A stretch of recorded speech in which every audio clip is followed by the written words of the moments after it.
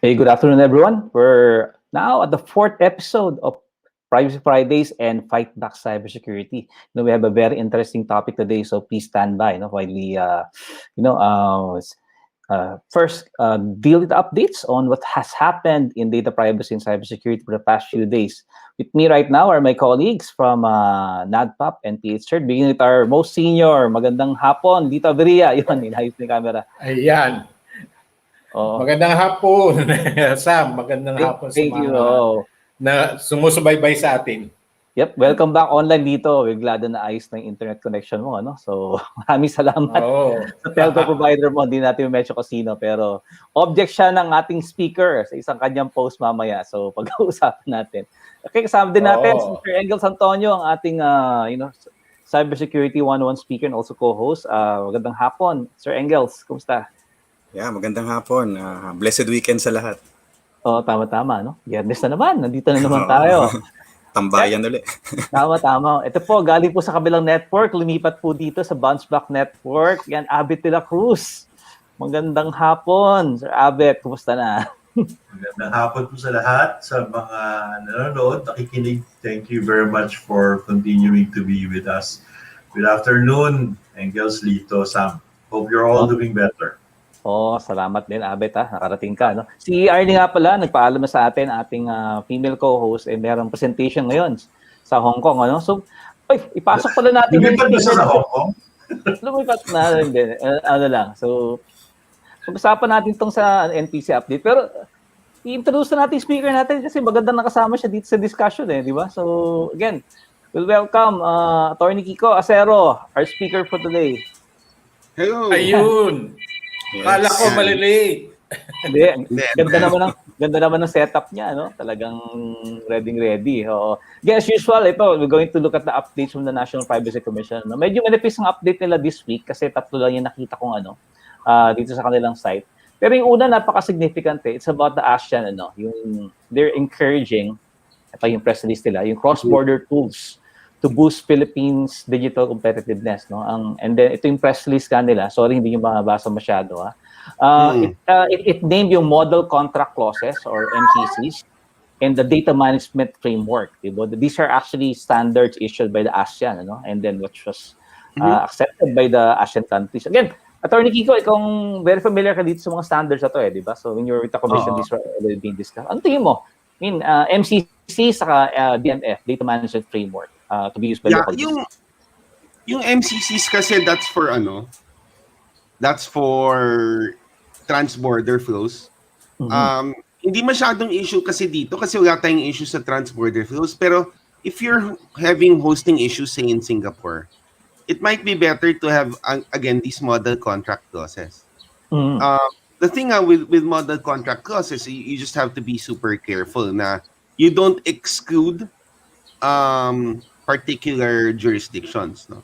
Pero ASEAN has has model contract clauses. The thing is, model contract clauses are very they're voluntary. So it means na, well, kung gusto nyo, lagay nyo. But it varies talaga depending on your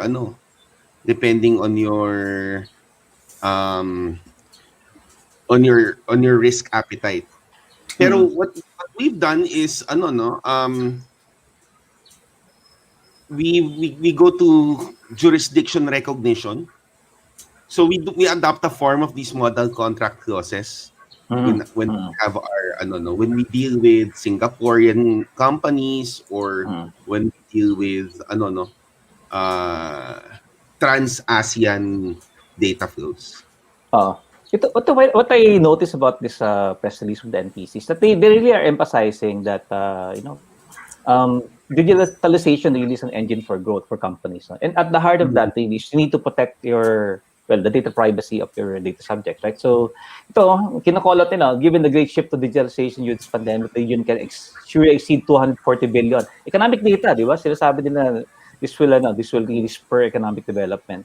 Okay? Lito, in your experience ba, di ba, on standards, I mean, sabi nga ni Atty. Kiko, voluntary to eh. So, what are the benefits pag you exert additional effort and you adhere to these standards? Well,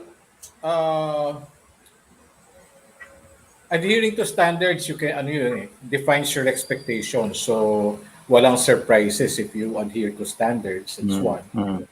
Second is regularity, may establish this regularity of your transactions, for example. So, often those are the two advantages that I can see. It's the same in of course, in adopting security standards. You have a well-defined framework, that allows you to define your expectations. So often, yun yung dalawang nakikita ko, regularity and expectation setting. Correct, no? Engels, Abet, anything to add to what Lito and Atty. Kiko said? That they've already spoken of, but tama naman si Sir Lito, no? At least there's a baseline to start with, and that's the importance of standards and circulars like this. Para if we do transactions, sabi nga ni Atty. Kiko, for other nations, then we're talking on a common ground. Yes. Tama. Yeah. Okay, Engels. Aside from that, kahit sinasabi nga natin hindi naman mandatory yung iba, at least you don't have to reinvent the wheel. Napaka-importante nun eh. Because sometimes we just go our own ways, no? Ito pinag-isipan na eh. So magandang i-adapt siya on top of whatever is more appropriate for your organization. Tama, no? Actually, magandang benchmark siya, no? Kasi nga, well, in the news right now, the Philippines is being benchmarked against other countries worldwide, di ba? Ano kaya ang rank natin sa data privacy compliance?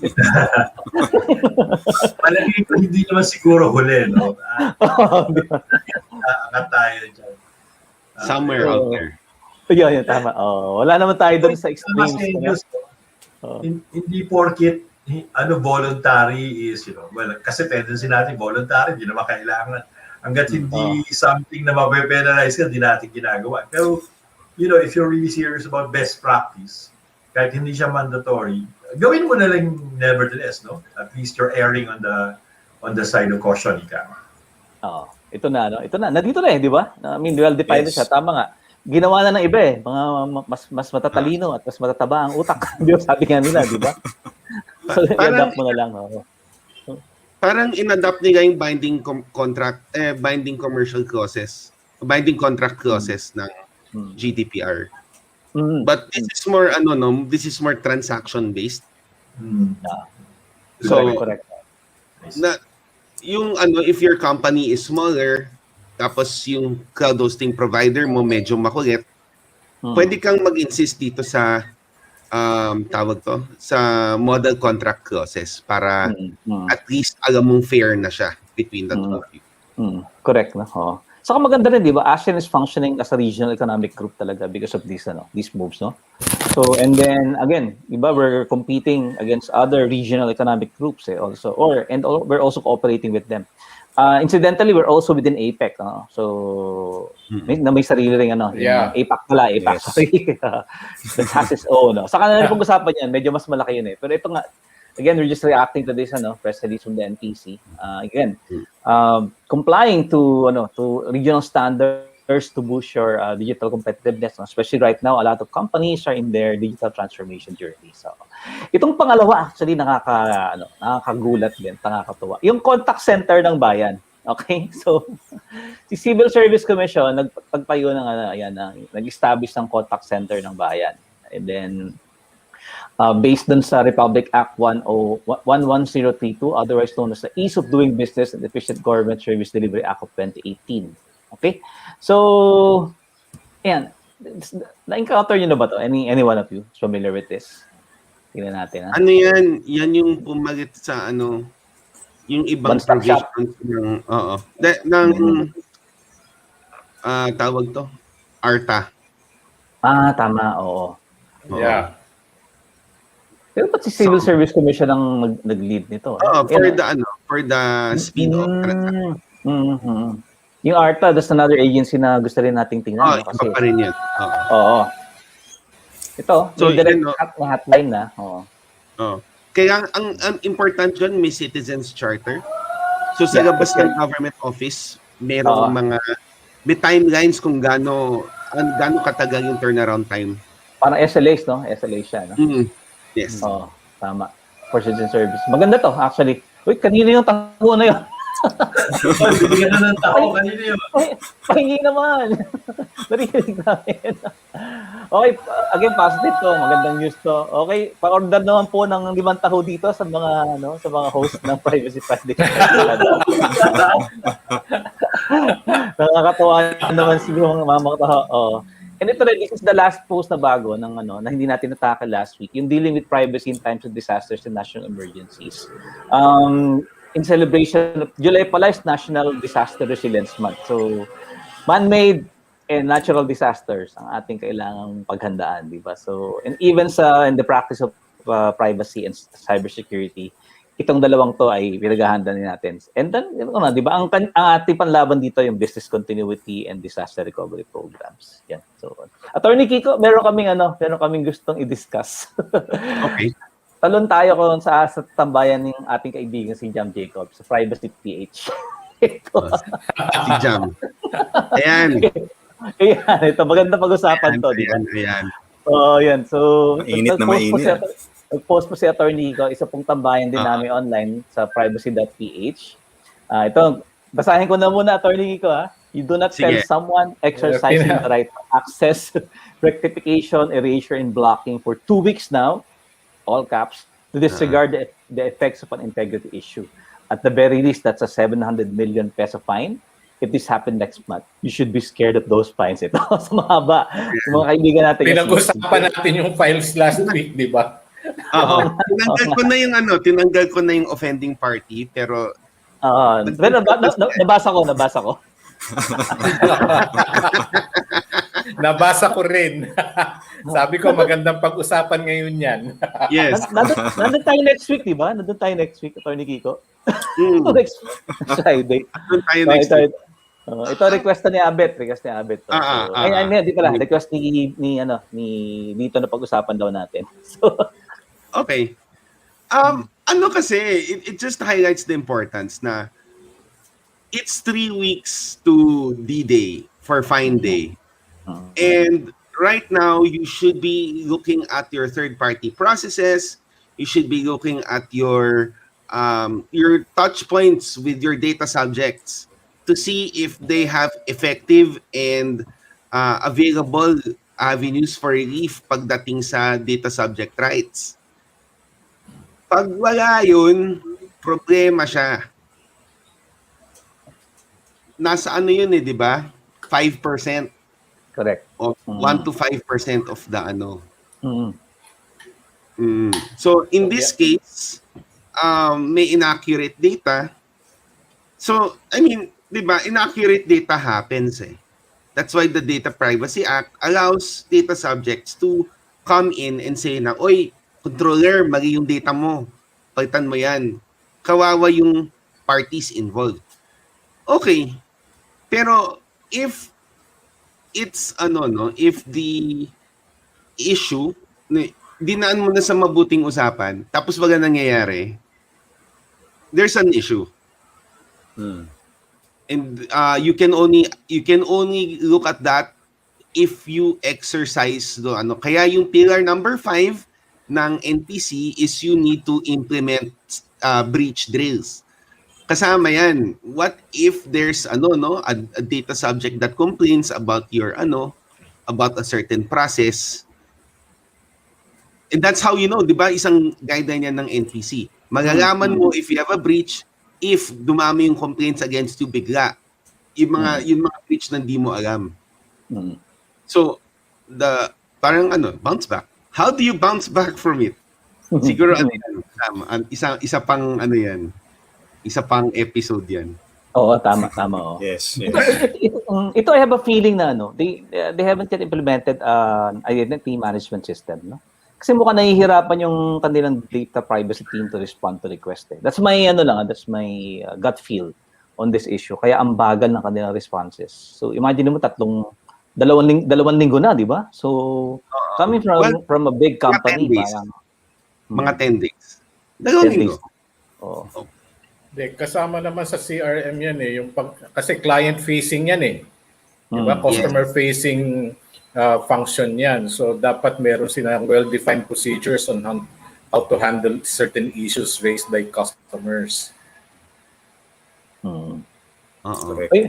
May magandang Baka comment daw dito yung system nila, kaya hindi siya ma-escalate sa susunod na level.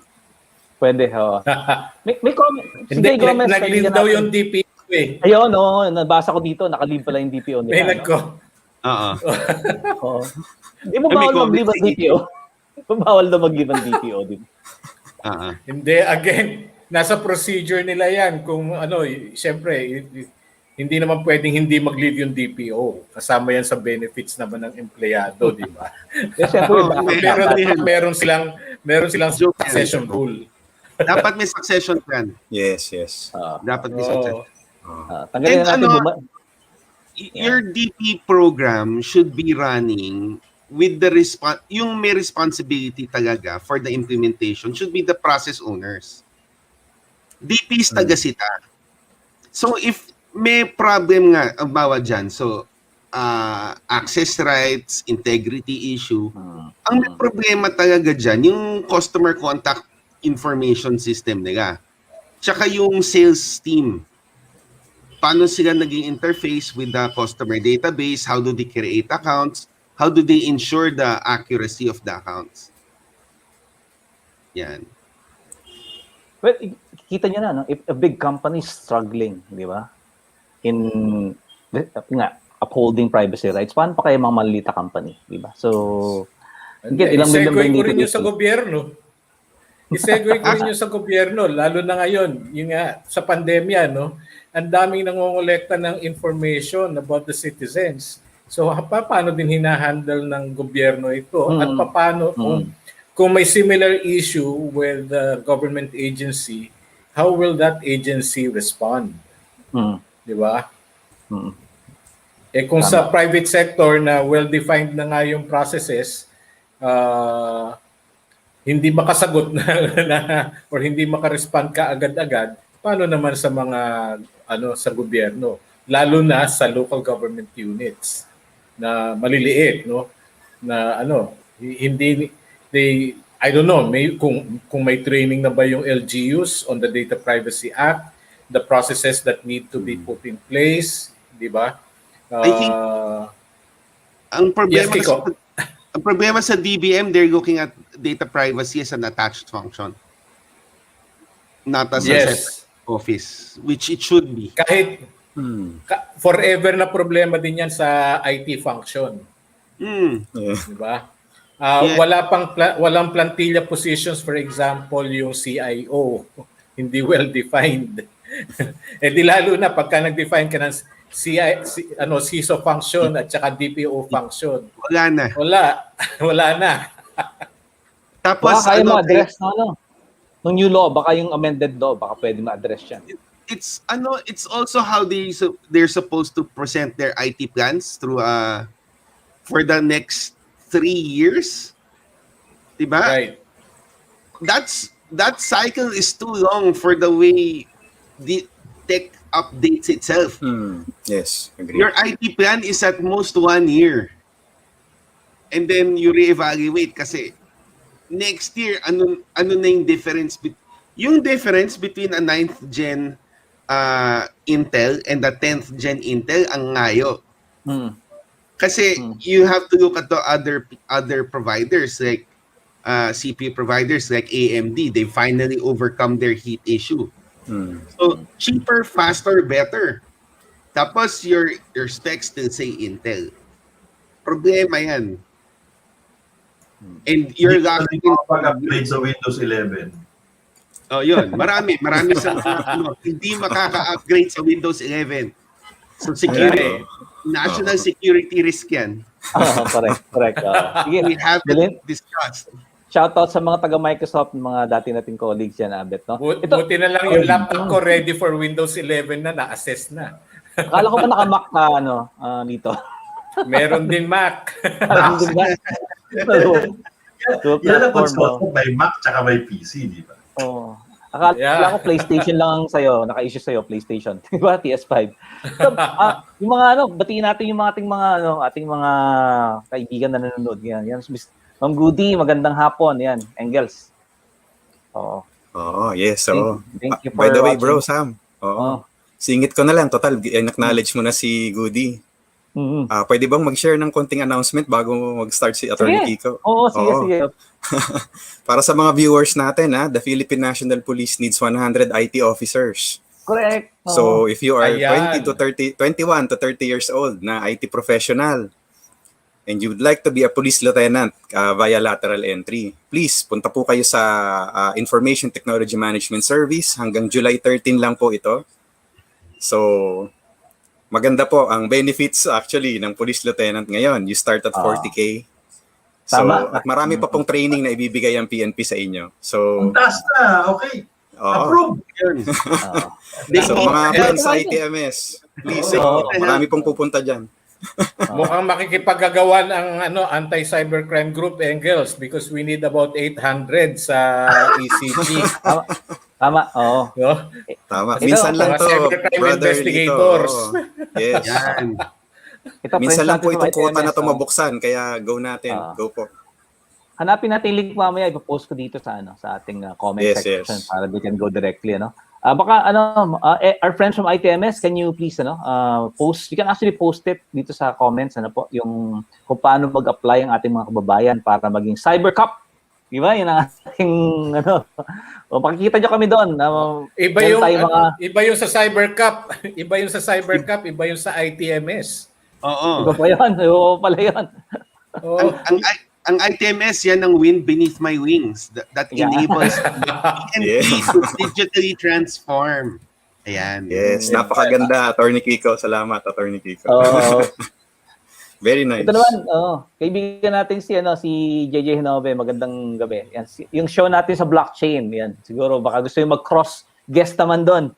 Magandang hapon, Sir JJ. At ito, Atty. Kiko, special mention ka. Yung isa sa mga estudyante mo, ng ating regular listener. Yan, si Angel Celis. Hello. Pasaway bang estudyante si Angel Celis, Atty. Kiko? Model student ba? Model student. Model student yan. Si Arnel po is sa mga volunteer din natin sa NADPOP. Magandang hapon, Arnel. Thank you for joining us. So, yan, hindi na natin patagalin. Pinainit lang natin yung entablado, the digital, kay Atty. Kiko. Kasi eksakto po yung topic ngayon. Ito po yung isa sa pinakamahirap gawin sa 5 pillars ng Data Privacy Act, yung Privacy Impact Assessment. Marami tawag PIA, PIA, di ba? So, bahala na kayo kung ano yung pero again, Atty. Kiko, we'll leave the floor with you. Isi-set na natin yung Sige. At isa-isa kaming mag-aalisa kami sa isa. Sige. Bago ako mag-start, magsha-shoutout ako. Atty. Mike Santos, hello. Salamat sa panonood. Si Attorney Mike, yung pumalit sa akin sa Complaints and Investigation Division sa National Privacy Commission. Hello, shout out. Okay, so today we're going to talk about privacy impact assessments and napaka second pillar kasi ito ng privacy ng compliance framework. So napaka-essential niyan. Nung nandun ako sa lahat ng nag-investigate pa ako ng breaches. Halos lahat ng breaches na-trace namin because hindi maayos yung walang foresight. And all of them could have been avoided had there been a proper privacy impact assessment. So, how do you do a privacy impact assessment? So, we'll talk about that today. Syempre, this is the condensed version for a more in-depth and more focused discussion on privacy impact assessments. We have a NADPOP is having a certification course that's available this October through Enderan. So let's get to it. So when you talk about privacy impact assessments, what you're really looking at is you're looking at your entire data processing, and you're looking at it throughout your entire data life cycle. So again, data processing itself covers any operation or set of operations that are performed on personal data. So in that covers the breadth of the entire data life cycle: collection, storage, retrieval, modification, and then destruction. The thing is, the law requires us to understand the risks that are posed by the processing of personal data. So how do you understand the risks that are posed by the processing? You do a privacy impact assessment. Now, other people will tell you, well, you need to do is a gap analysis. But these are just fancy names for the same thing. What you need to understand, again, are the risks posed by the processing. Privacy impact assessments, they differ in the minutiae between privacy enforcement authorities around the world. But the focus is the same. The idea is the same. Why do you need to do it at all ba naman? Because, first of all, it's a tool. It helps you understand all the data life cycles that are within your organization. And then it helps you identify what are the attendant risks in the processing. Because that's what the tool is designed for. And worldwide, it's considered as a best practice in general to just go through it so you can understand what risks you're running. And then it proposes measures to control risks through a structured framework. So when you apply measures that shore up where you're weak, you're not doing it bara-bara style. You can see how it affects everything, and everything has a purpose. Privacy impact assessments give you the structure that help you mold your thinking. When does this need to be done? First, before you fix or set your privacy management program. When you set your privacy management program and you haven't done your PIA, you might have to redo your entire PIA eventually. Because whatever comes out in your PIA, the control framework, that's supposed to be embedded in the privacy management program. I've had some institutions come up to me before asking for advice because they went ahead and put their privacy management program before they put the PIA because they wanted the PIA to be led by the data protection officer. Now, while the data protection officer is part of the PIA process, the process owner is supposed to be the one leading the PIA. The DPO is only there as a resource person. So therefore, the absence of a DPO, of an appointed DPO, should not be an excuse for you not to have a privacy impact assessment. Second, whenever you implement a new process or new technology, the idea here is that if there is anything that fundamentally changes the way that you're processing information, that should be the subject of a new privacy impact assessment, just so you can understand through your framework, through your structured framework, how you are going to attack any challenges that may arise from the use of the new technology. A lot of times when we look at new technology, we're also enamored by the technology that comes out. That we always think about the applications. How are we going to use this technology? How are we going to use this technology to live a better life? But what we don't understand is these technologies often come with risks. Now, these risks, just because there are risks, doesn't mean it's bad. It just means that they have to be managed. Technology is not an apply it and be done with its solution. And anyone who tells you otherwise, they're trying to sell you something.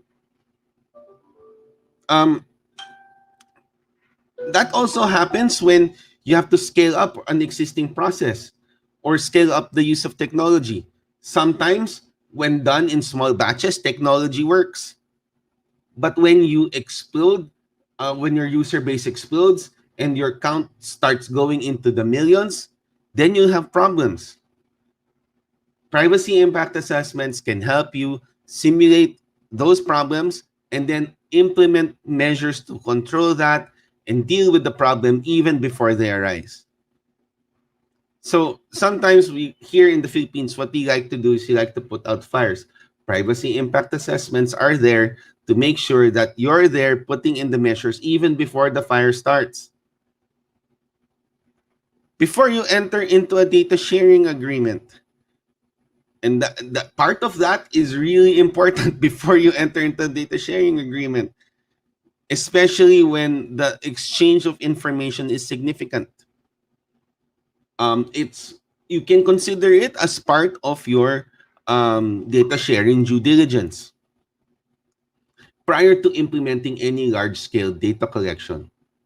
So if your institution or your company wants to start using large data sets, or say, and then feed that into an AI, for example, then you should, all the more reason, you should look at a privacy impact assessment and see how that's going to affect things in the future. Because, again, things sometimes are different at scale. I've said this before, and I think I've said it last week.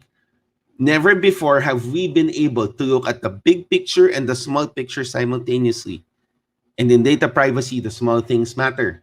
Even if there's only one affected data subject because of an error in the processing, then that should be enough to put in some degree of caution. And then finally, prior to outsourcing any type of processing to a service provider. Now, while privacy impact assessments are intrusive, they shouldn't be that alien to the people running the processes so that they consider it as part of business as usual. And that might be able to alleviate some of the pain. So when, again, and we talked about this last week, let's review it again. So when looking at the privacy impact assessment, first you identify your data subjects. Who do you collect data from? And then from there, you look at all the programs, processes, measures, and systems that process their personal data. You can conduct an impact assessment per process. You can conduct it per program. You can conduct it per measure, or you can conduct it per system. System kasi you look at your purpose. A system is a collection of processes, programs, and measures that are aimed toward a single purpose. So it might be beneficial if you look at your data life cycle insofar as it fixes or fulfills one set of purposes. So if there's a different purpose but it draws from the same database, then you can set that aside. But what's important is that you undergo data minimization for that particular purpose. Not only do you have to identify those processes, but you also have to be able to identify the data flow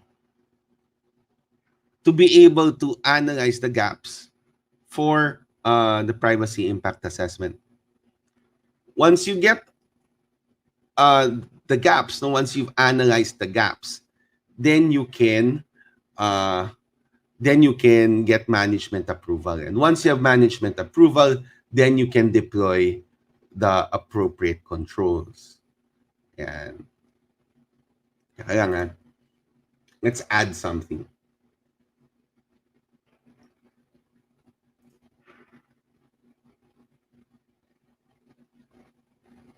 Something I want to emphasize.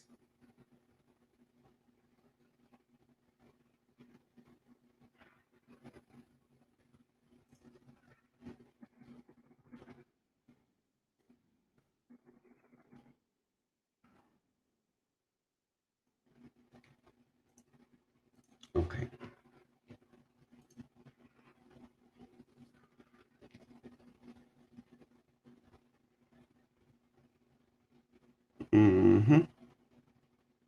Yeah.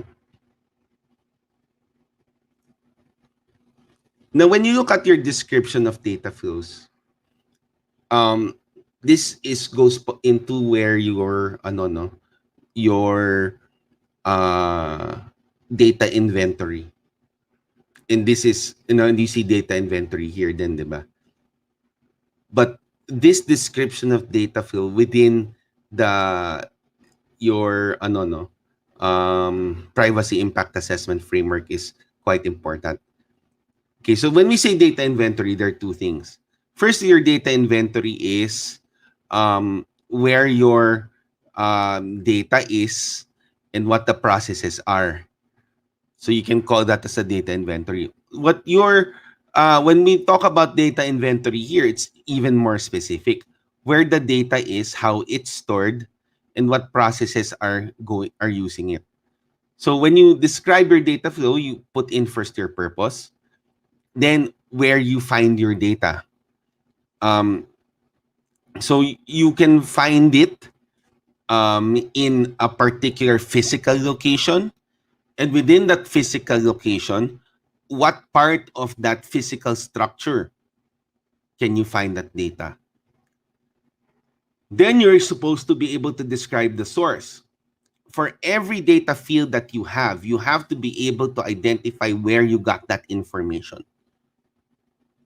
Then you look at the collection procedure and see if it complies with data privacy law. From there, you go into a functional description of your data processing. I think that's the even more specific definition of a data inventory. So we have a list of information repositories and a graphical representation of the physical location. Then you look at your data transfers. You look at your storage and disposal method. And your storage and disposal method becomes important when your data mutates from a physical to a digital form, if that is where your data is being stored and handled. What's important is you keep your single source of truth. Anything else other than the single source of truth has to have its own disposal, immediate disposal, and or archival function. Then you look at who your accountable persons are. And you also look at your existing organizational, technical, and physical security. We'll have more on that later.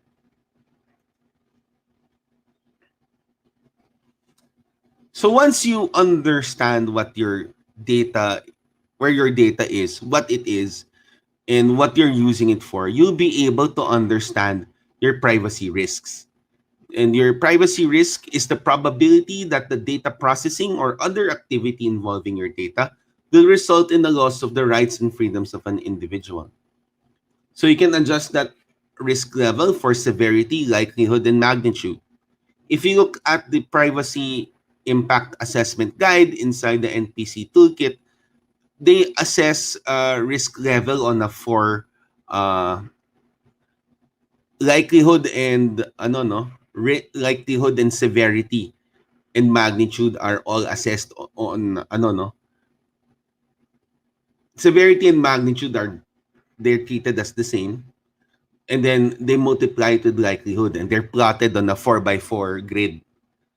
Definitely, you can do as many dimensions as mathematically possible to come up with a single number. And that single number will be your key. What is your acceptable level of risk reduction? And under the GDPR, from where we get our the philosophy there is that you can always reduce the risk. There are always measures that you can do to reduce the risk without sacrificing usability.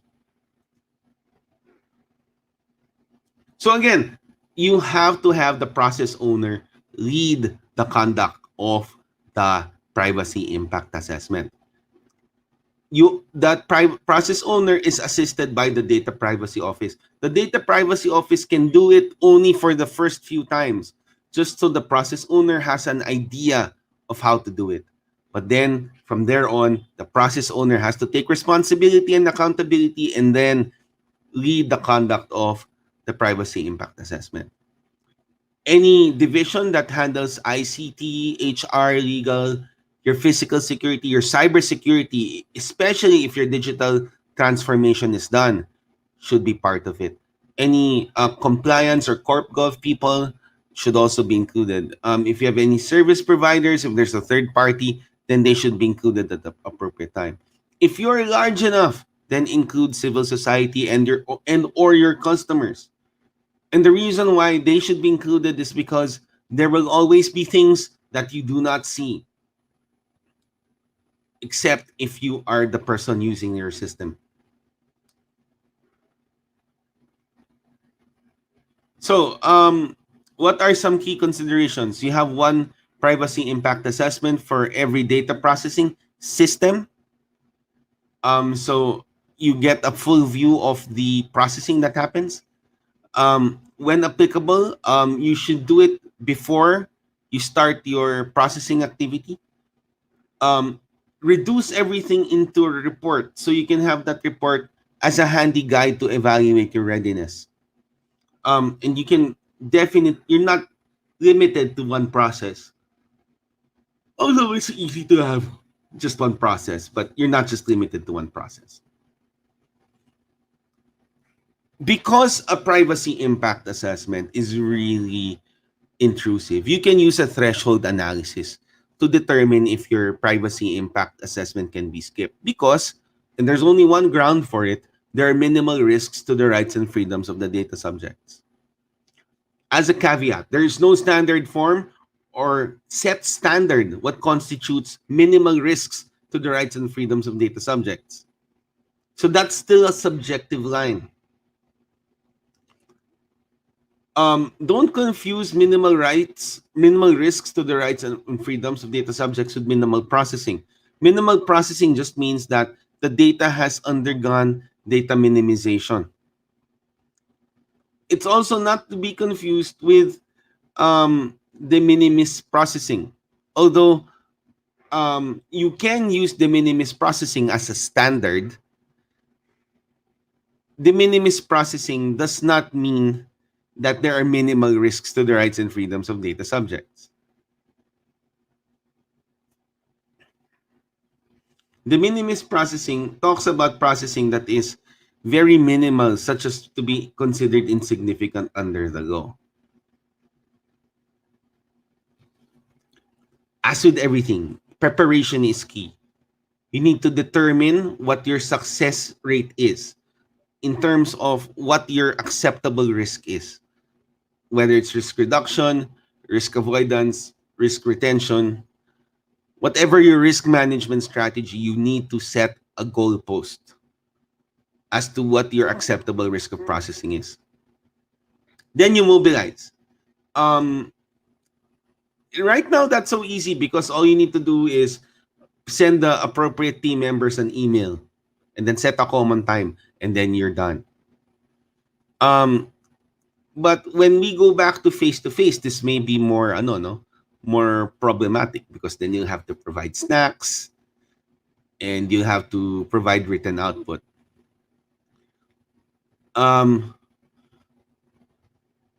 Okay. Then you define your success. Again, I cannot emphasize that enough. So let's repeat. First, you have your threshold analysis. Sometimes you can do that through a questionnaire. Sometimes you can do it, by interview. How you get your threshold analysis, that's entirely up to you, but you need to have one, because you can't just be conducting a privacy impact assessment for everything. Then you get people to set aside time and effort and energy to do it. Then you set your criteria for success. And then you do all the other necessary admin stuff that's necessary to make sure that you all get there in the right frame of mind. And then you get information about the system. So what is the point? First, you want to identify, evaluate, and then manage the risks that you can see in the data processing. Then you also want to document what kind of processing is happening. That way you are able to build a bigger database of all the processing that happens within your organization. Once you are able to see that view, then you can readily look at the state of compliance with set standards. Where you are short, you have to establish a control framework that then allows you to stand on equal footing with those that do not have any weaknesses. So never people tell you, tao lang, or, we didn't really, it's just human to have errors. You get to minimize those errors when you have a framework that attacks those errors. So at the end of the day, you need to reduce it into a final report, and that final report should contain stakeholder involvement, any measures for risk management, and the process through which that report gets communicated to the stakeholders. What are you looking for anyway? You're looking for gaps. As I said last week, there is a gap when you have a violation of a data privacy principle, when the measures are inadequate to safeguard confidentiality, integrity, or the availability of the data, or there are undue restrictions on data subject rights. Kung sobrang higpit, problema din. Then you look at external and internal threats. So you get to look at external threats is through a security sweep, if it's a data, it's physical processing, or vulnerability assessment or penetration testing. Penetration testing, not or, and or. Because sometimes it's good to have both. Then you look at internal threats. You pass it through code review as part of your secure software development lifecycle if you've passed your digital transformation. And not just because it's passed security doesn't mean it's already passed. You also have to pass it through stress testing. Will a large number of users accessing at the same time overwhelm the system?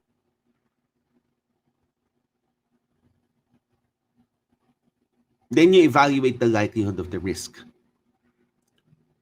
Sometimes the nature of the data can increase risk. Sometimes the amount of data involved can increase the risk. For example, the national ID system that has a ton of data. And because it has a ton of data, in and of itself, it's a target. And you have to account for that. Then you look at the impact of possible harm. What if it's biometric data that gets out? You have to be able to identify how many data points is in the biometric system for the fingerprint reader. Sometimes fingerprint readers take only 3 points. Sometimes they have more. What is the system that's there? Or is it a scan of the entire fingerprint, which is even worse? So what is the effect of the gap on the controller or the processor? How much will they be liable if something bad happens? So you look at organizational threats and then you counter that with organizational measures.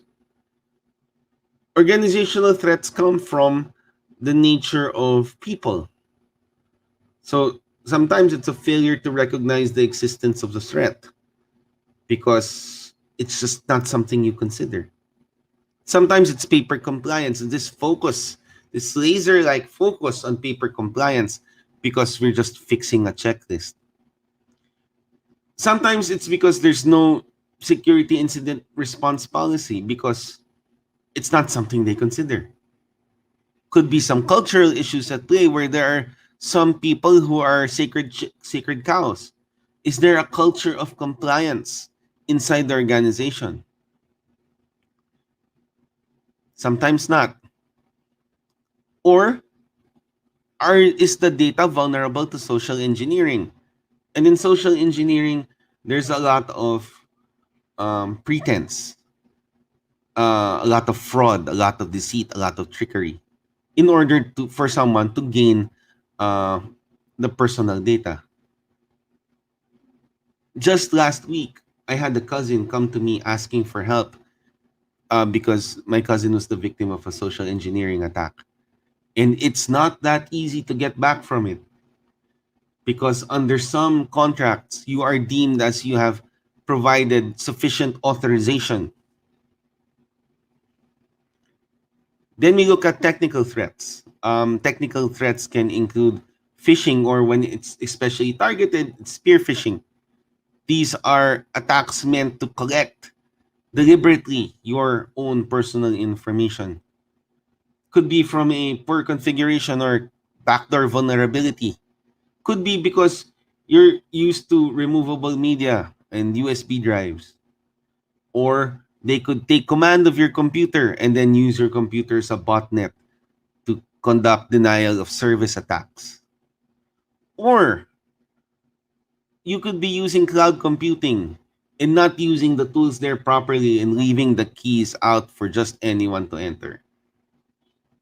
Finally, you have physical threats, such as home invasions or robberies. When people bring their laptops home, are they secure in their persons such that no neighbor is going to come in brandishing a gun or a knife and getting that laptop with all the sensitive personal information there? Do you have disgruntled employees? Do you have poor physical safeguards? Is your organization insistent on retaining paper-based systems? Or do you not mind the transfer between from paper to digital data? And then you have a lack of disposal policies where the data in paper form is just brought out to rot, or worse, put in a disposal container for for refuse in public, which constitutes in and of itself a crime. Then, based on the nature of those threats, then you apply control measure. Organizational control measures, physical control measures, and technical control measures. Doesn't end there. Once you've done with your privacy impact assessment workshop, no matter how long or short it is, you finalize the documentation, you determine if there are some questions that still need an NPC advisory opinion. You deploy the controls in coordination with other affected parties. You conduct field checks to assess effectiveness of controls, and I can't assess that enough.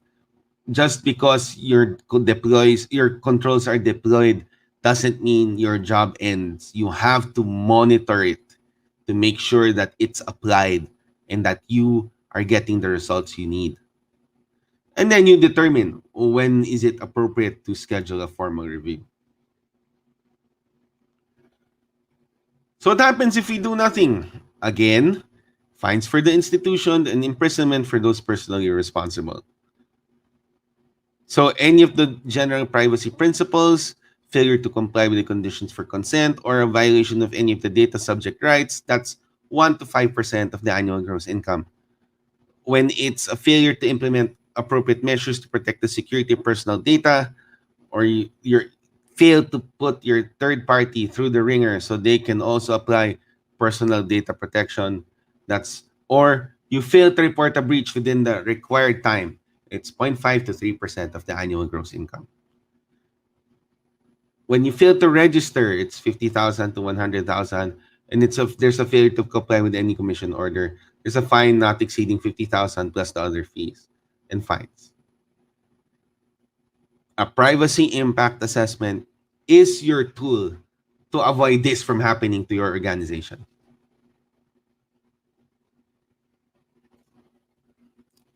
And then on top of that, the fines don't take away the criminal penalties. And the fines that are here are imposed on the person, not the company. So if the company says, sige, do it, the company will take care of you. That doesn't really include this, because the company is looking at fines of its own. So if a company is earning 150 billion pesos a year, then 1% to 5% of that is going to be quite significant.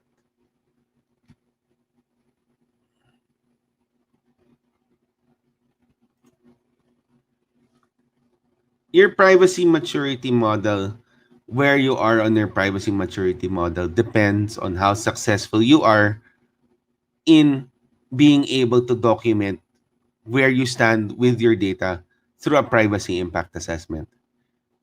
So if you're able to understand where you are and what you're doing, then you go through defined. You are at defined, and that is baseline compliant. Because at that time, you're able to standardize your capabilities, and then you're able to document everything throughout the organization. But again, that's just the start. So once you are able to repeat your privacy impact assessments and you're able to deploy appropriate controls, and only time will tell you if your controls are appropriate, then you'll be at managed. And when finally it comes the time that your own employees are actively working and finding ways to improve your privacy, then you finally get to optimize. And so that's it for me. Thank you for coming to my TED Talk. Like, share, and subscribe. Back to you, Sam. Yeah, thank you, Atty. Kiko. Talagang pang TED Talk lang yan eh, no? So, yan. Wala pa si Abed sa kasi ano, akala nila, buti na nga. Ang naiyon tayong dalawa dito. Si Engel Soses siguro. Oo. Natulog si Abet. Katulog si Abet eh. No? Sige, ayun, dito. Nakatulog na ba si Abet? Hindi, mukhang pinipia yung bahay niya. Ayun, nakabalik na. Welcome back. Abet, okay lang. Diba? Alam nyo, ito talagang patikim lang itong pinakita ni Atty. Kiko. Kasi talaga, among the 5 pillars, no, ito yung kinakatakutan ng mga data protection officers. No? Totoo yan. Di ba, no? Totoo yan. Bakit kaya? Bakit kaya? Ayan. Dito. Mahirap kasi. Actually, kung the broader view actually dyan sa PIA na yan, no, is risk management. No? Ikukuha ko lang, introduction to sa Cybersecurity 103 natin next week. Yan. Is kailangan yung leaders ng organizations, executive management, should put in yung risk management practice, not only for data privacy but also cybersecurity. Sa business continuity practice ko, halimbawa, may equivalent yung PIA. Ito yung tinatawag ng business impact analysis naman, which looks at the organization sa broader view.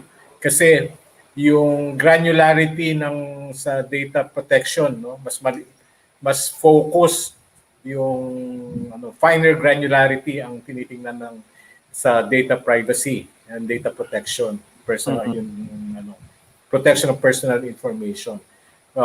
In contrast naman yung BIA, it looks at the universe of data that is handled and processed by the organization. So kailangan dyan talaga is may risk management practice yung organization din as a broader view. No? Dito, saluhin ko lang yung sinabi mo, no? Yung sa tingin ko dito talaga, in-emphasize ni Atty. Kiko, napakahalaga na yung suporta ng top management. Eh. Di ba? Hindi pwede yung DPO lang papakawalan mo. Pinag-training mo lang ng 3 days, tapos nakapasa, tapos hahayaan mo na siya. Kawawa naman yung DPO, no? Oo, grabe. Meron palang kapatid si PIA, si BIA palang kapatid niya, di ba? Business Impact Analysis. So, yun po, sinabi na po ni ni ating godfather of cybersecurity dito, Aberia. Next week, siya naman ang pahinga ka muna, Atty. Kiko. Ano? So, balik tayo Cybersecurity 103. Yan. So, ang ating kabigang si Dito Aberia naman ang magbibigyan ng leadership, no? Cybersecurity for leaders ng kanyang team. Yan. Yes. Tama. Abet, ikaw. Well, yung... Sinabi na Atty. Kicks, no? Tama. Yung degree of difficulty, actually, hindi naman ganun kahirap. Pero the common word that we encounter is mabusisi. Kasi nga, mas detailed di ba? And besides the fact na hindi lang technical or automated systems, pati manual, covered niya. Kaya lalong lumaki yung scope. In fact, we've talked about this a lot of times. The same security controls that you implement in information security, the same technical controls applies to the personal information. The thing nga lang again, papasok ko naman yung term ng mabusisi. Kasi sa buong data life cycle, chichikin mo yung security Kaya dun siya nagiging mabusisi. But the same controls apply, the same checks apply. In fact, if you look at yung mga policies ng, let's say, information security management system, mag-overlap siya sa mga kailangan ng data privacy. Yep. Kaya nagkaroon tuloy ng bagong ISO, di ba? For personal information management system. Because they are closely related. So, maganda yun, no? Actually, like we said, indirectly or directly, you are forced to look at your information security systems as well, because the Data Privacy Act requires you. And both fields always says CIA, confidentiality, integrity, availability. Tama. So, the application niya was extended for your usual sensitive information into personal information. So, yun. So, Abet, maganda na mag-tandem mo yung CISO saka yung DPO, no? Di ba? Ay, natanong mo Atty. Kicks, explain mo nga bakit hindi pwede maging DPO ang CISO. Sabi ko sabay sila, hindi yung isang dalawa lahat. Magkasabay sila kayo. Kahit take a CISO and vice versa. Yun. Yeah, pero hindi pwedeng maging CISO yung DPO because you're looking at separate things. Correct. Pag may incident sa DPO, iba yung artifacts na hinahanap mo. Pag DPO incident, naghahanap ka ng kung sino yung pumasok, kung may nakitang data, tapos kung personal data yung na-affect. Yung personal data na na-affect, pag wala kang nakitang personal data na na-affect, exit ka na. Because you're not doing anything there, you're just contaminating the evidence. You're contaminating the artifacts. Leave. Pero pag infosec ka, you're looking more at how they were able to gain entry. Whether or not you were negligent. Data privacy, may negligence analysis pa yan eh. Pero CISO, no, you don't care if anyone was negligent. What you care about was napasukan yung data. And then you put in your controls to make it work. So they're two separate strands of thought. Isa yung ugat, isa yung language. Pero iba yung tinitingnan, ibang aspects. So one drives the front wheels, the other one drives the rear wheels. Separate Kaya dapat maging best friend nyo. Kayo mga DPO friends natin, dapat best friend nyo si CISO. Exactly. Oh, So, di nyo dapat inaaway yan. Yan tayong isang colleague yan, si Laiko. Nag-agree siya kanina na mahirap ang PIA. So, tama yan. Dinagdagan pa ni Lito ng BIA, etc. So, and then, si Meridian Cruz, magandang hapon din po. Yan. And si Smaji, Tony Kiko, ito yung keynote niya yung sinabi mo kanina. Yan, wind beneath your wings. Okay. May tanong ako, Atty. Kiko, ito, marami tayong members, siyempre sa BounceBack na network, ano, mga micro and small and medium entrepreneurs, no?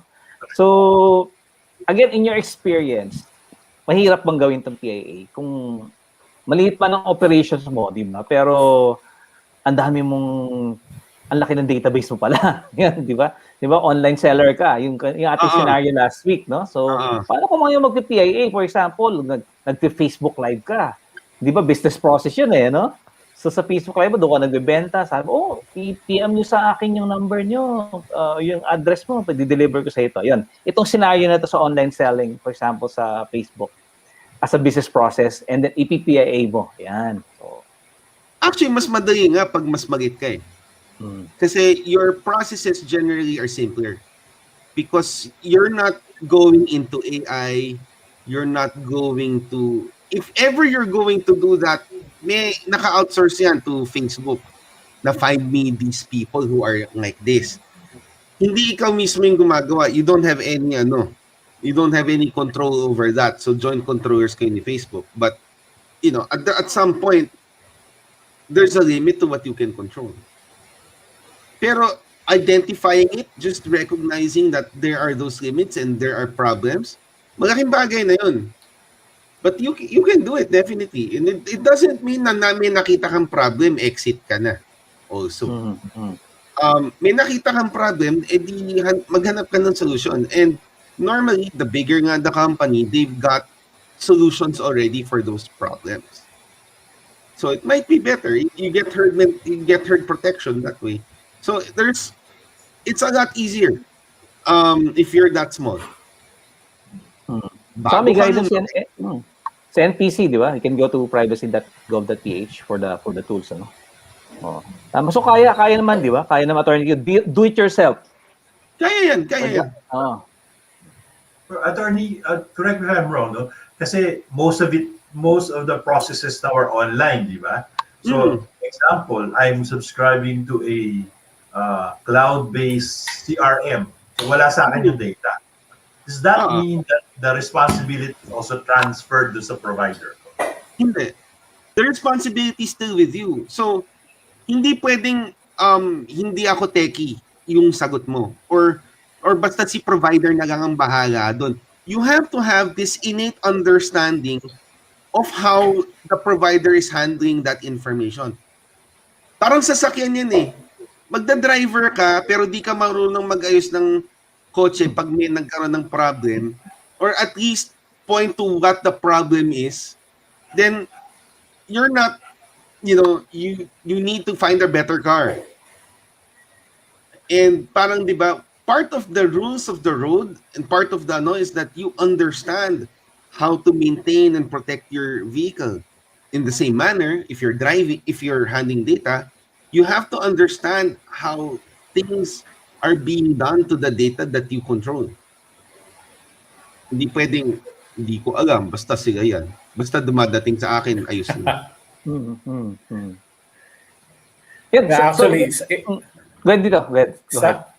Sample na ginawa ko, because yung isang kliyente ko, may naka-outsource yung kanilang customer management system. Pati yung provider nila nung CRM nila, isinama namin sa PIA. In-involve namin sila. As part of the exercise. Kasi, siyempre, mas malaki yung system nila, iba-ibang clients yung hinahandle nila, no? Daming naka-outsource sa kanila. Mas malaki yung problema nila sa pagkabuo ng PIA nila. But then again, sabi ko doon sa kliyente, no, we have to get them involved in the process. So that when we have problems, madali nating tutukuyin together with them.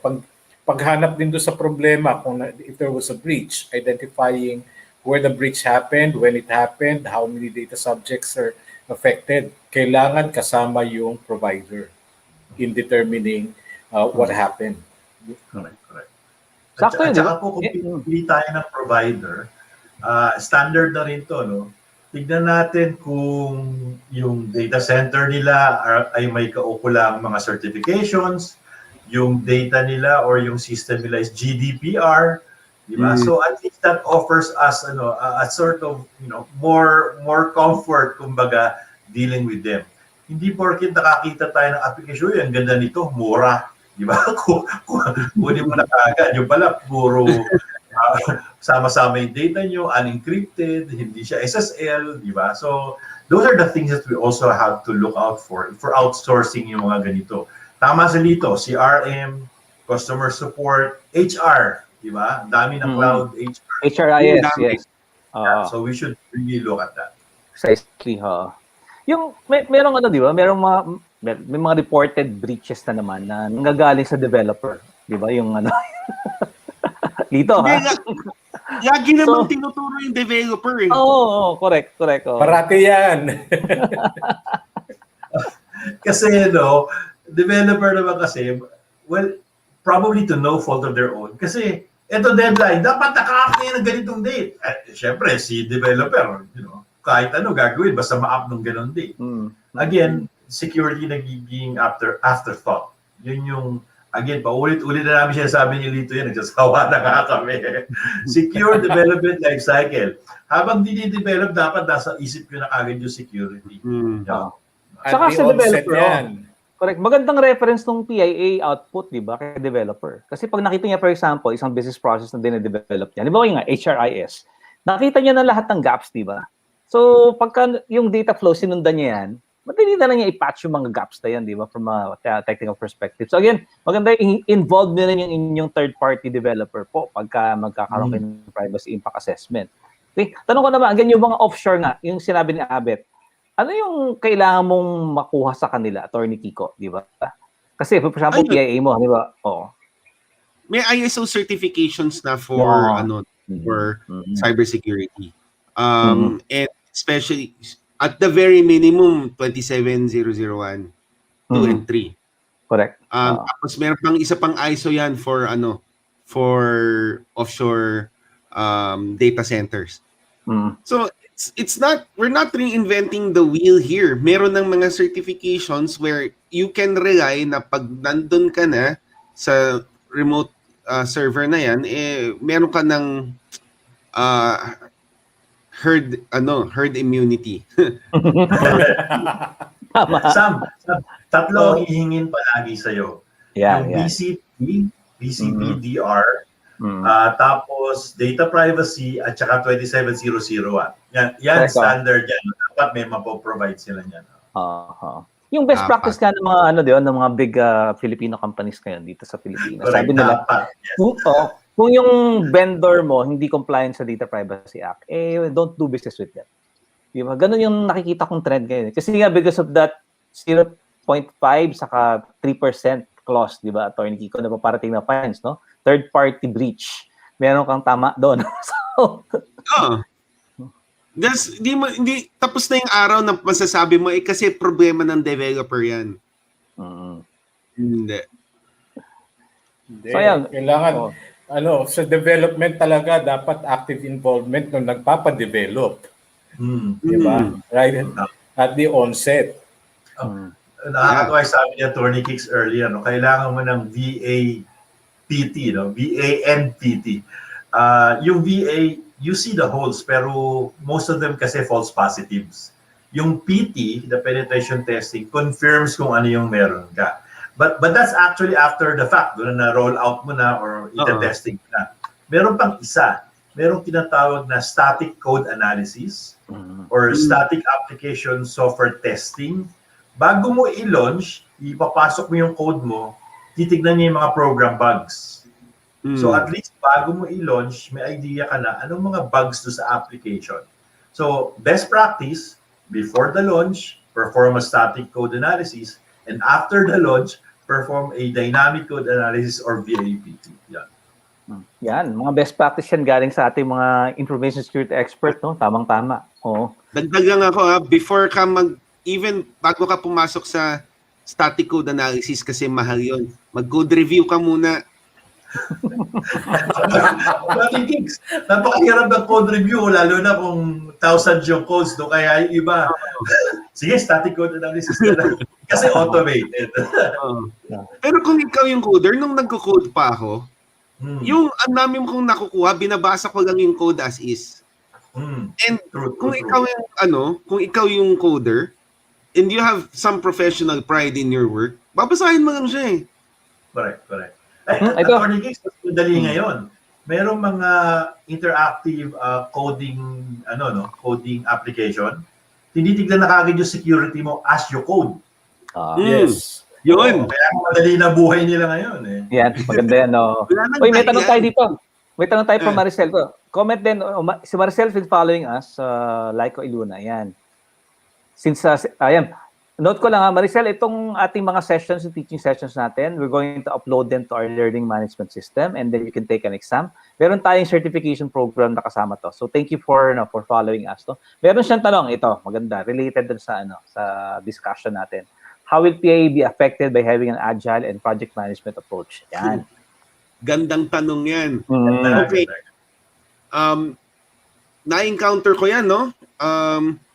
What agile means is that documentation follows later. You have to have your basics down pat. Pero pag tinanong nga sa'yo, ano yung, mabusisi, sabi nga ni Sir Abet, mabusisi itong PIA. So pag yung DPO or yung project lead, nag-drill down kung ano yung mga nakikita niyang gaps, dapat kaya mo siyang sagutin. And then may commitment ka to finish the control measures within a certified amount of time. Hindi ka na kailangan bigyan ng memo, hindi na kailangan i-reduce yan to writing immediately. Eventually, kailangan mo yan gawin because that's part of Agile. At the end, you need your documentation.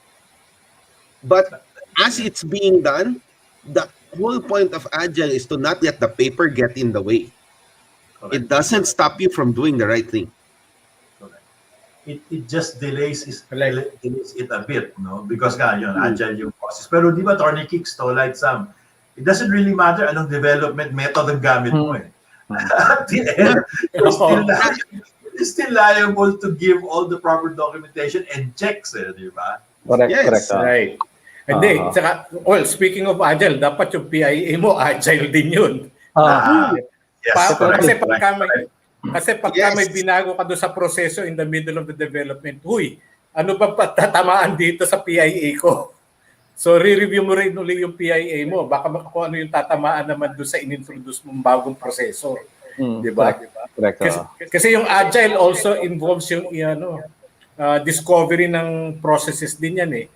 Na existing kasi, usually kasi sa mga organizations, meron na silang ways of doing things. Their processes are parang innate na dun sa kanila. Marami dyan nagpapadevelop, hindi documented yung procedure. Diba? Tapos gagamitin mo ng agile approach. Ang agile approach actually is a discovery method eh. Ano ba yung ginagawa mo sa datos? Ano ba yung proseso mo? So, sinasabi nga natin, the PIA must be conducted at the start of a project. Okay? Tapos yung approach mo kung agile sa development, yung PIA mo must also be responsive to that agile approach. Para hindi naiiwan.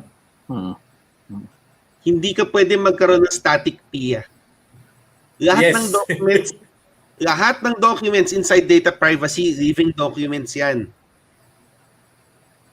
Pag hindi ka naka-adjust dun sa changes in the project, what more with the changes in the threats? Madali pa yung changes in the project eh. Oo. Yeah. Emphasize ko rin sinabi na dito, no? I don't know if you got it, na every time there's a new project, there's a new campaign, or there's a new group that's formed that will manage personal information, dapat pa i-PIA nyo yan. Meron tayong question na, ito, matutuwa dito si Lito. Ito from our audience, paano yung mga political parties and party list groups na information heavy ang membership forms? Sino nagbabantay ng data? Yan, again, no? So, Attorney Kiko, political parties. Hindi Dapat ba political silang- party. Sila. Sila. Dapat may DPO rin sila. Oo. Correct. Oo. So, Ibang kung- organization yan. Meron ngang sumubok, may sumubok diyan, no, na yun nga nag-organize na sila, kumukuha na ng volunteers. May nag-test ng system. Tapos ni-reveal, sabi marami daw butas yung system. Naku, patay, sabi kong ganun. Naku, kilala natin yan pero wag natin pangalanan nangyari, di ba? So, again, minadali siguro, di ba, Abet? Minadali, nilabas. Hindi. I cannot reply. Kilala namin yung mga yan. Kilala natin sila. We know But that. that's, bottom line is they should have done the proper checks. Again, software, secure development life cycle. Again, the rush to put something out in the public. Walang pinag-iba sa mga COVID-19 na applications. Wala. Every week meron, every mall meron, every store meron, every local government meron, every department in the government meron. So, yan. Ay, nako. Alam natin yung nangyari doon, di ba?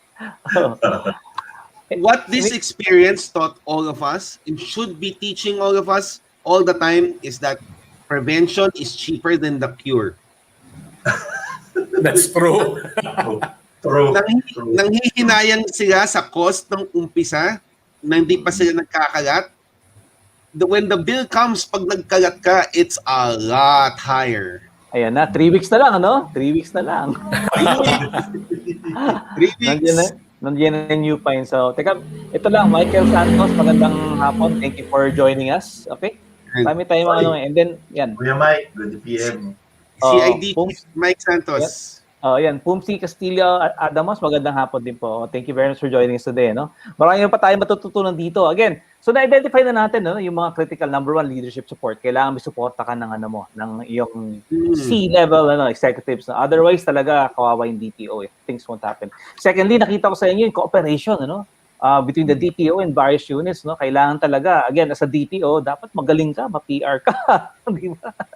Pero at the same time, tough ka rin dapat, no? So, build relationships kung DPO ka dun sa mga business unit partners nyo. Kasi again, sinabi nga ni Atty. Kiko, hindi po ang DPO ang may-ari ng PIA business process. Yung pong business owner, okay? Sila po ang magdadrive. Resource lang po sa DPO to ensure that a proper PIA happens, no? Tama ba? Tama. Oh. And at pangatlo, nakita natin, marami kayong pwedeng gamitin na standards para to fully operationalize your PIA. Yan. Lumabas ng agile. Hindi pa natin na-mention yung privacy by design, no? And security by design, diba? In addition to that, no? Kasi magta-transition na yan from the PIA to the privacy management program pag sinusulat mo na diba? Atty. Kiko, what happens kung ang ginawa mo sa PIA mo pahapyaw lang? Meaning ayan, sige, okay na yan. Paper compliance mo lang siya. Isa lang tapos lahat yan. Ano mangyayari doon? Magsasara ka ng online delivery service mo, ganun. Ganun na nga natin sabihin. Yun pala yung magiging consequence sa isang Kasi po napakahalaga nitong privacy impact assessment. Kasi, hindi nyo maitatawid di ba? Hindi ka makakatawid sa third pillar di ba? Hindi. I mean, kailangan talaga seryosohin mo tong second pillar na to ng DPA, yung privacy impact assessment. Kasi dito po manggagaling yung iyong mga isusulat sa iyong privacy management program at privacy manual at ang iyong mga i-implement, di ba? Ngayon, garbage in, garbage out, di ba? Paborito natin yan. So, kung garbage yung PIA mo, garbage din yung privacy management program mo. Di ba? At saka sa PIA, dyan lalabas yung budget mo for security controls. Yan.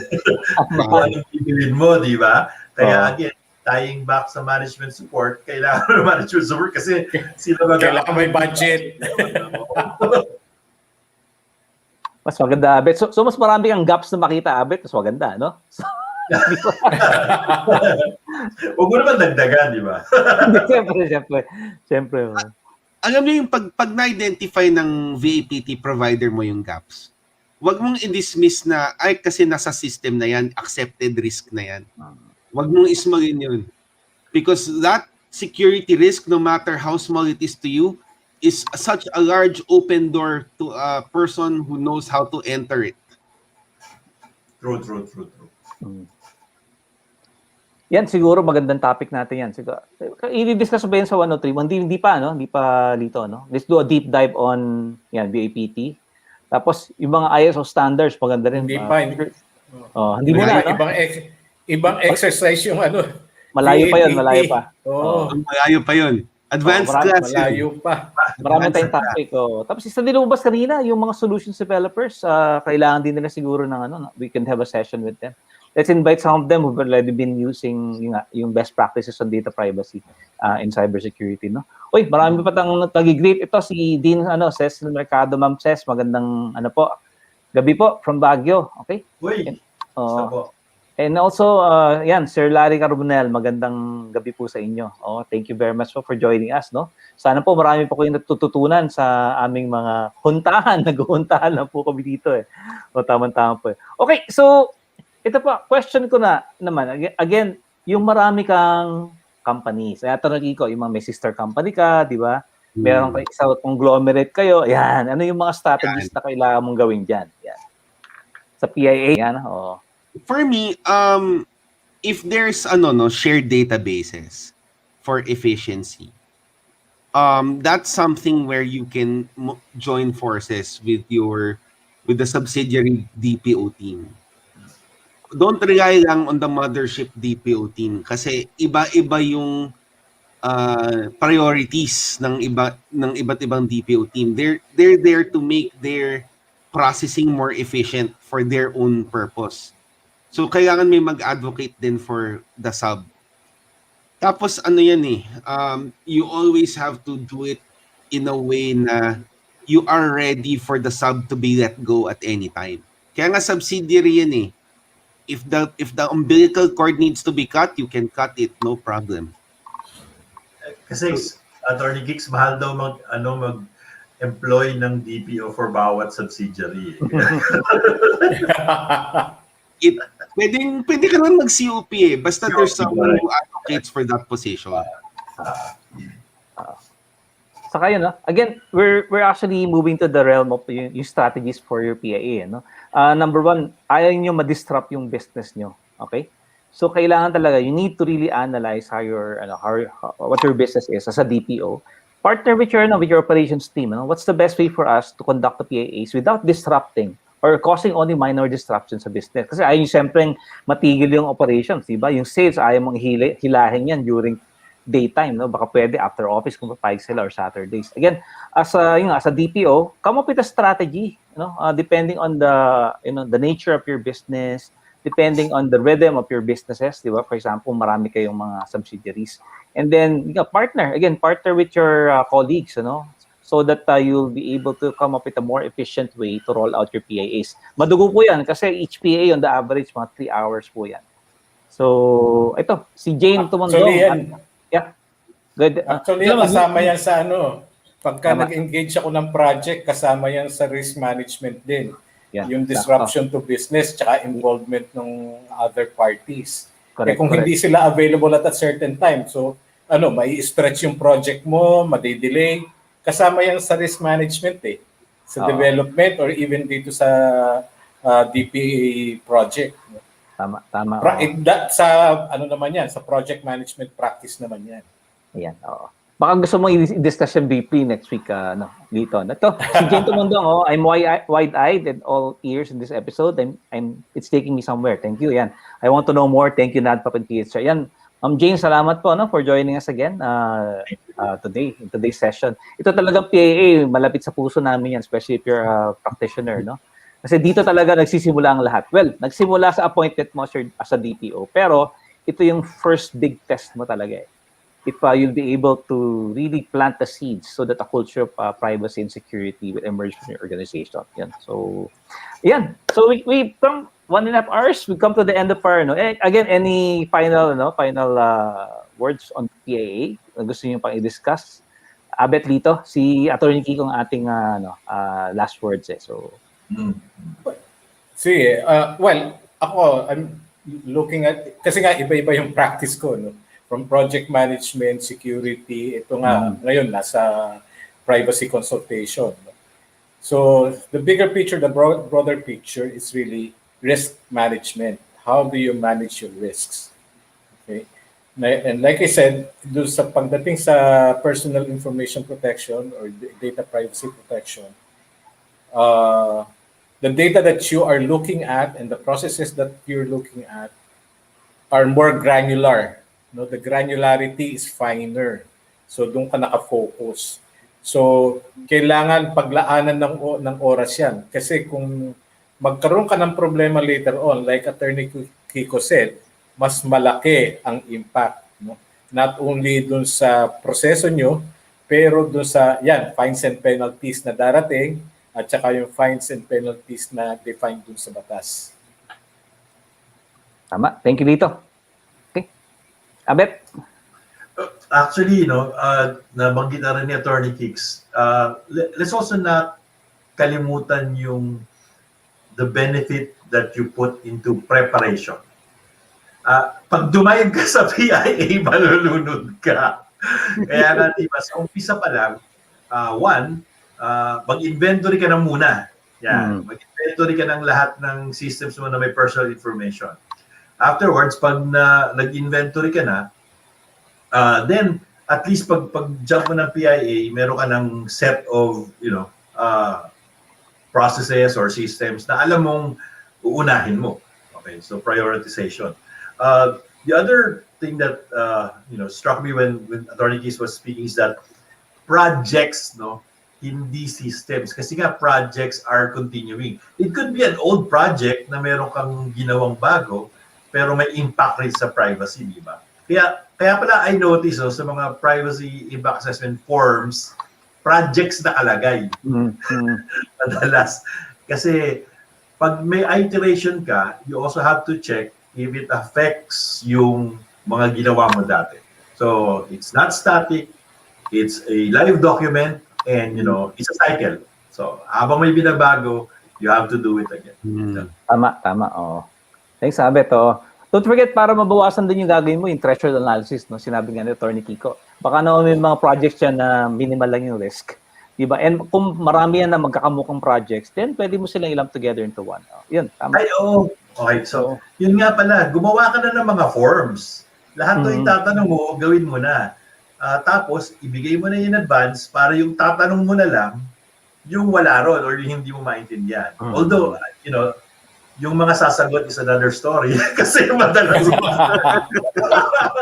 madalas isang linggo, 2 linggo, 3 linggo, wala nangyayari. But yun, at least alam na nila beforehand kung ano yung information na kailangan nila po. Yeah. Tama. Bago natin yung final word club, meron tayong audience po. Ayan, Martina from Cotabato City. Magandang gabi po dyan sa inyo. Salamat po. Okay. And another comment, hindi na lumabas yung kanyang name. So best thing about data privacy is its value in GRC. Yan. Maganda rin yung topic yan. Definitely. Okay, Attorney Kiko, thank you very much again for being our speaker. Twice in a row. Okay, nakadalawa ka. 101 and 102. Babalik po si Attorney Kiko sa 103. Pero sisingit muna si Lito Averia sa Cybersecurity 103. Yan, nakapengen. So, may isa pa pala. Okay. From Data Protection PH, so mga kaibigan sa BBPH, agree with Sir Lito, risk management. I will add plus governance, plus compliance to complete the skill sets of the team. Yan, DRC nga tama. Okay. Maganda pala na. Thank you very much. And invite din natin sila as one of our speakers in the future. So, again, we also wish shout out din. Okay, Attorney Kiko, again, thank you very much for your PIA, 102 na yan, di ba? And ito isang malagang pillar. Oo, syempre. Okay, catch Attorney Kiko, meron pong naka-schedule na training ang NADPOP Academy's end run. So, si Attorney Kiko po ang ating only certified NADPOP instructor in the Philippines. 4 stars. Yan. Attorney Kiko, again, your final words po from for our audience. Yan. Siguro, obvious na, prevention is bigger than, more valuable than the cure. Kasi hindi lang fines, hindi lang yung penalties, yung babayaran mo to the professionals to help you get out of that hole, mas malaki din. Because, it's so much easier to do the prevention.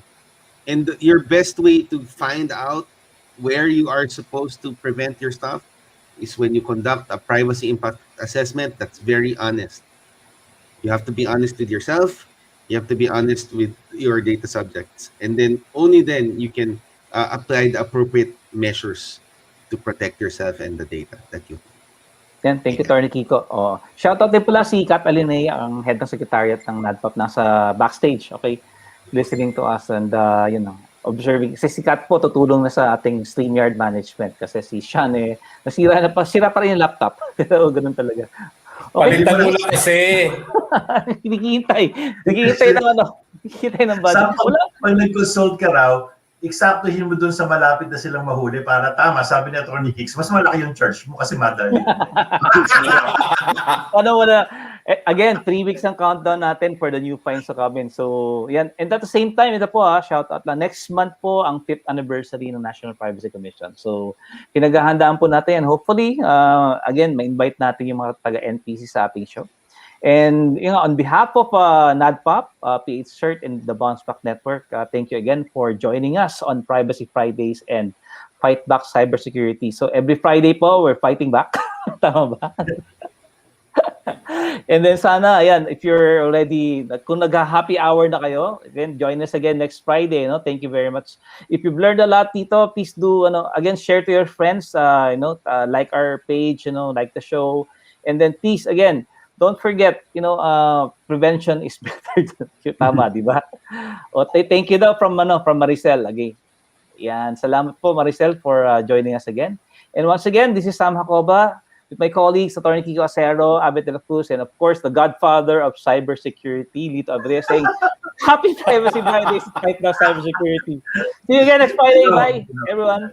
Thanks. All right, bye guys. Have a nice weekend. Alam.